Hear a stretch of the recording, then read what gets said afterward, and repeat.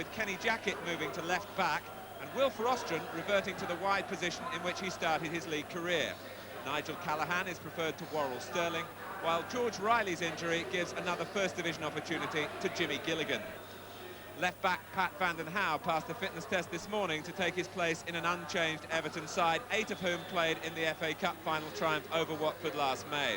Essentially, it's been a team success so far this season, but one factor most pleasing to Howard Kendall has been the productivity from midfield of Trevor Stephen and Kevin Sheedy, who've already contributed 19 goals. It's a big day for referee Gary Applin from Kendall. He's in charge of a First Division match for the first time. Watford haven't seen First Division action since New Year's Day when they played Liverpool, but they meet an Everton side with a perfect record in 1985, in fact with a run of 6 successive League and FA Cup victories behind them.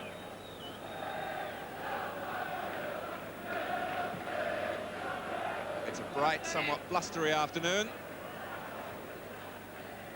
Here's Kevin Ratcliffe, Paul Bracewell for the First Division leaders. Lee Sinnott, who's made such a good job of switching to right back when David Barsley was injured in November. He'd never played there before.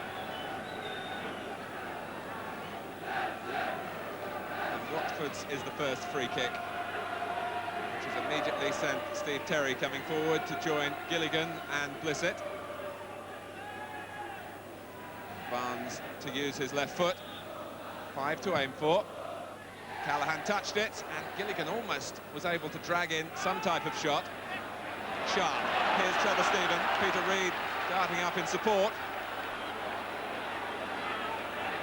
Reid still outside Stephen, who looked for a more central pass, where Sharp and Bracewell back found the ball coming behind them. Gary Stevens. John McClellan jumping well. He's been an important factor for Watford in some improved defensive performances after a really awkward start to the season. And Kenny Jackett, in Graham Taylor's thinking today, starting the game at least at left back. Will Frostron lurking further forward despite the number 3 on his back. Blissett and Taylor, who sprang forward, you may remember, on a couple of occasions in the cup final with good strikes at goal. Rostron.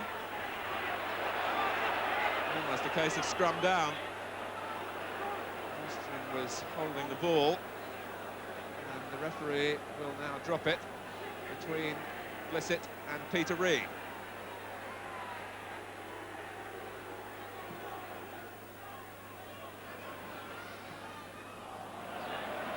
Stevens miscuing the clearance.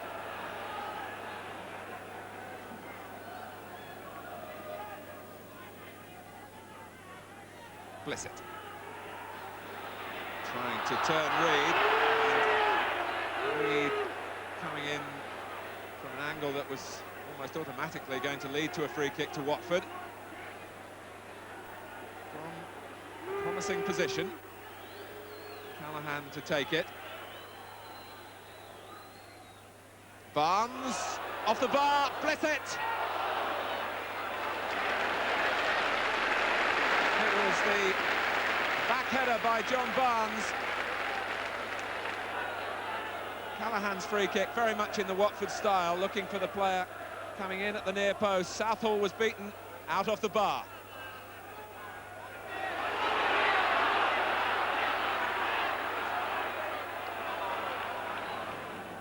Stephen. Now Reid. Terry going across, and Sharp off the post, and finally away by McClellan, and Bracewell snatched at the opening that really he shouldn't have been allowed to have. First of all, Everton will feel that they should have scored, because Peter Reid got a good angle here to cut the ball back. And Sharp couldn't quite work it inside that post. Coton was scrambling. McClellan could have given it to the goalkeeper, gave it straight to Bracewell, who was wild in his finishing attempt. Flanagan pushing into Derek Mountfield, who will remember well Mountfield, the 5-4 win at Watford earlier this season. He scored for both sides in that game. Stephen, and here's Sharp, and here's Sheedy, and Coton couldn't get there, and Terry was the last line of defence. Deserved the pat on the back. Decisive work from Trevor Stephen. Sharp opted to use Sheedy. The shot was mishit by Sheedy's standards. The deflection beat Coton. Terry showed the value of real defensive play, and Coton was able to make a catch from the corner. Defend your goal at all costs is surely the bottom line in the defender's book of philosophy. Taylor, Callahan,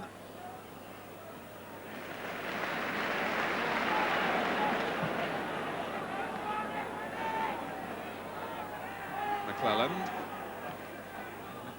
and Terry continuing to hold the edge over Sharp and Gray. Reed, Stevens, by Barnes, who can be so adept, as the Brazilians know only too well, when he sets off on runs like this. And his sheer power has produced Watford a corner in the final minute of the first half.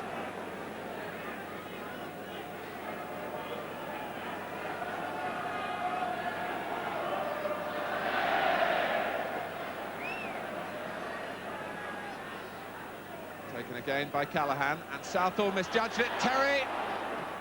The whistle had gone for a push on the goalkeeper. But Paul Southall was in danger of an error of judgment. It wasn't easy to see, so congested was the area around him when the actual push came. Steve Terry was thinking he might have profited. Southall was forcing his way through the pack. Terry got his head to it, but the referee was blowing. The end of a first half which improved as it went along. A saviour on the line by Steve Terry after John Barnes had hit the bar at the other end. The closest we've had to a goal, but at half-time at Goodison Park, it's Everton 0, Watford 0.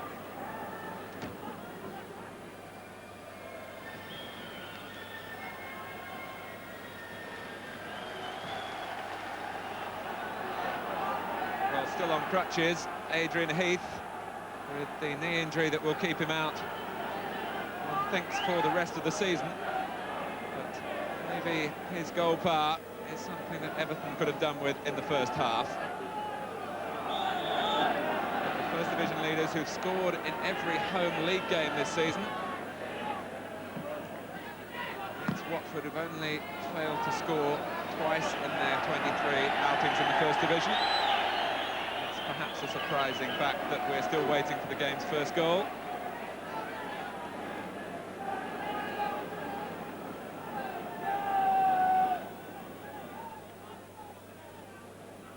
Tony Coton engaging, I think, in a spot of illegal pitch marking. Sharp using his back into McClelland, which the defender didn't like. Stevens.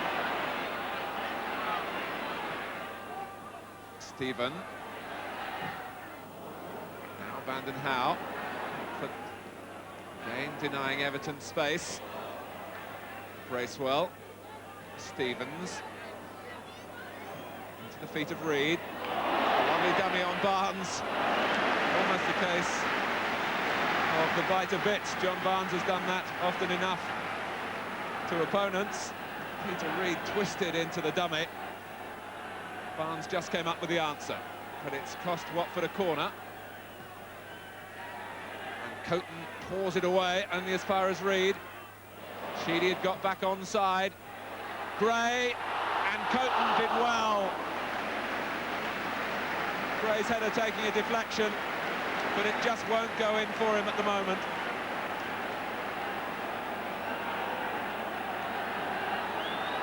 The Everton players well aware of the other values of Andy Gray, apart from scoring, but they'd love to see him put the ball in the back of the net. Van den Hauwe out by Sinnott. So close for Andy Gray, who climbed characteristically, and Coton got a hand to deny Gray the goal. Sharp. Bracewell wasn't going to come second, although the odds were against him. Sheedy. Bracewell involved again. And Stephen meeting the cross, and Gary Stevens, and the deflection, cruel for Watford and Coton, but the First Division top scorers have finally found a way through, and they needed a bit of luck to do it. 11 minutes into the second half, Gary Stevens reflects on his good fortune, but Paul Bracewell had played such a big part in setting up the goal. In the end, looped over Coton.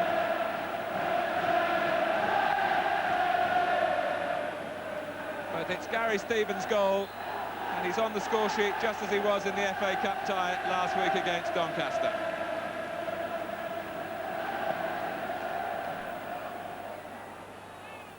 So the challenge now laid down to Watford. They have contained well enough until a moment of misfortune, and Blissett. He didn't know that Southall was coming, because Luther Blissett had his eye on the ball as it came in, and Southall, I think, gambled a little to go for it, and the gamble paid off.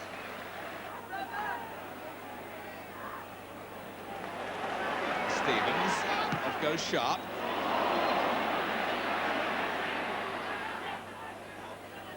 Stevens aims for Andy Gray. Watford get bodies around Gray. Bracewell.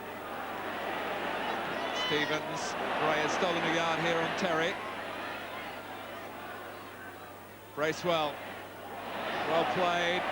Stevens. He's got another.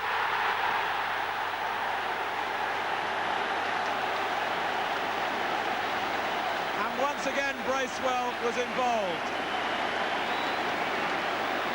Tony Coton had no chance. Would have barely got a sight of the ball as it sped through a crowded area in front of the goalkeeper. And Everton, who could hardly muster a goal last season, where they barely averaged a goal a game, are getting them this year from all quarters.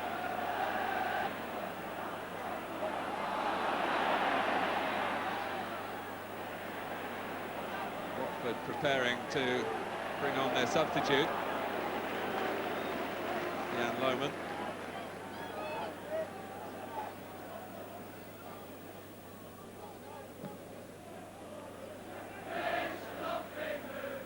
Dropped off Terry, but only as far as Stephen. And Gray went in with the elbow. And Terry, who's already had enough damage around the eyes to last him a whole career.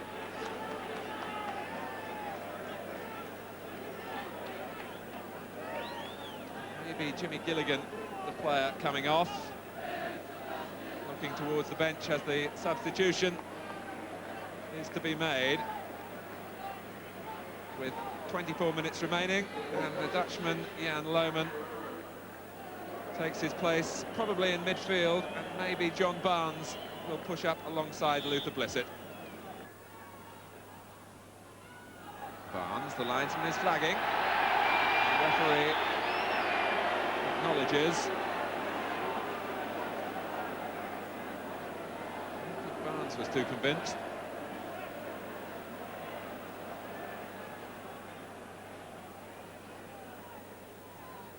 Everton, one would think, would be vulnerable to being caught square, but they've got such pace of recovery.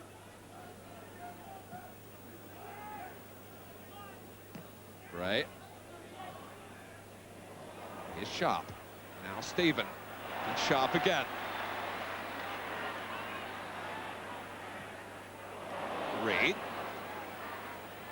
Hardly blame Gary Stevens if he wanted to have another crack. But more sensibly settles for the cross. Gray did well to make something of it. Sheedy. And finally it was Vanden Hauwe. Probably feeling a little bit resentful that the right back has scored twice. It's whetted his appetite.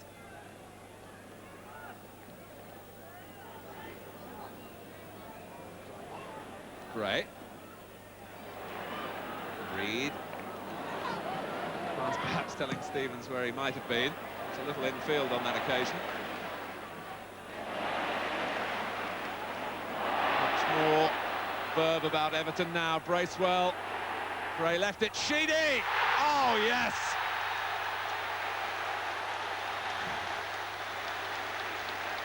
Sweet as you like.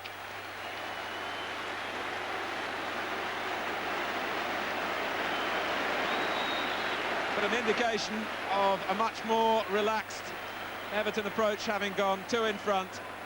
And again, admire Paul Bracewell.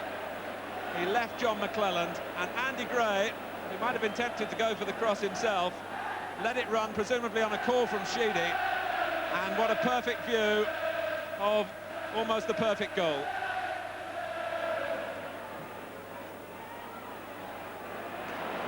And here is the scorer of it.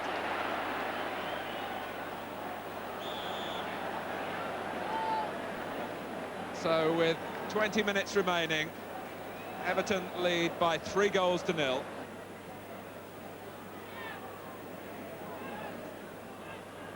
And if any one player could be singled out, Paul Bracewell refused to knuckle under in midfield to Watford's heavy pressure on him in that department. Although Stevens and Sheedy will rightly get their share of the credit for scoring the goals, the creator on all 3 occasions has been Paul Bracewell.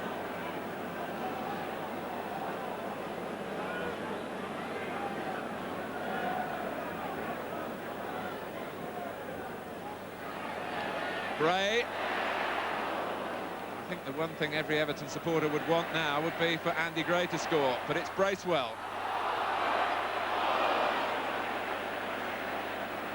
And now Ratcliffe. It's an onslaught. And it's so nearly 4. Ratcliffe, in fact, can smile. I don't think he saw the linesman put up a flag, as Everton players following in and straight offside.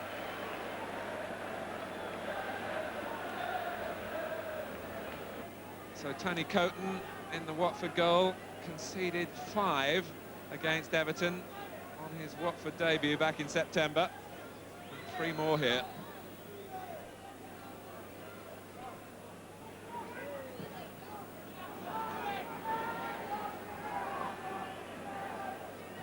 And Lohman will have his name taken. He left a foot in. Stephen had taken the ball past him.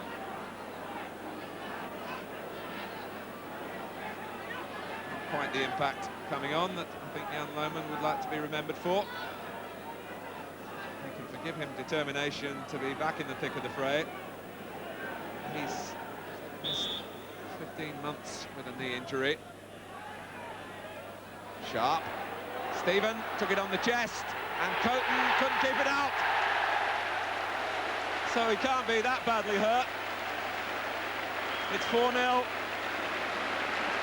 And Coton now in the second half is going through the nightmare, though little blame can be attached to him that he went through at Vicarage Road in his Watford debut back in September when Everton scored 5.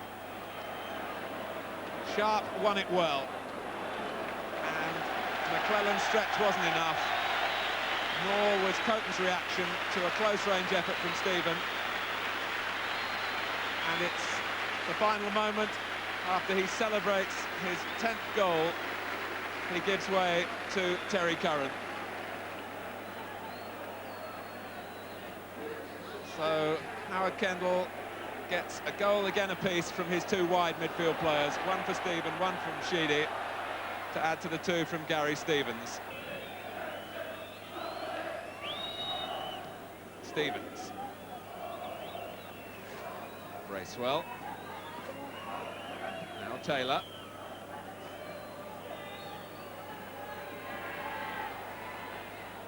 Barnes and Callahan plotting to the last.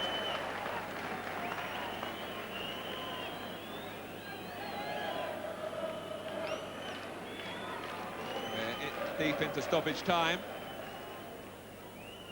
Sinnott. And in comes Blissett. And Rostron couldn't scramble it in. Lohman and Barnes really typifying Watford's day.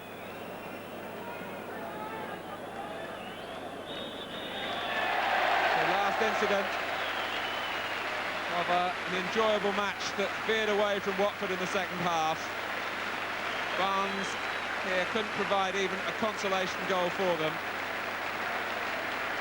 Paul Bracewell masterminding Everton's midfield in the second half. 2 goals for Gary Stevens. Kevin Sheedy and Trevor Stephen, the other scorer. And Everton's unblemished record in 1985 continues. A 7th successive victory, in fact, in League and FA Cup. A final score at Goodison Park. It's Everton 4, Watford 0. Aim at the start of any season, really, to finish out on top after 42 games. We're no different to everybody else. I mean, we're ahead of everyone else, so I think that we've got the better chance. Are you worried about the pressures of leading from the front? No, we were in front a few weeks ago, and then we lost the lead after losing at home to Chelsea, and then we bounced back after 2 away matches. I think it was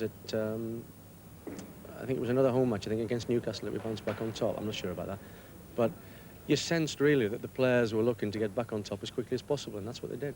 I don't sense any pressure when they're on the top. I think the pressure is when you're at the bottom. Well, there you can see the position.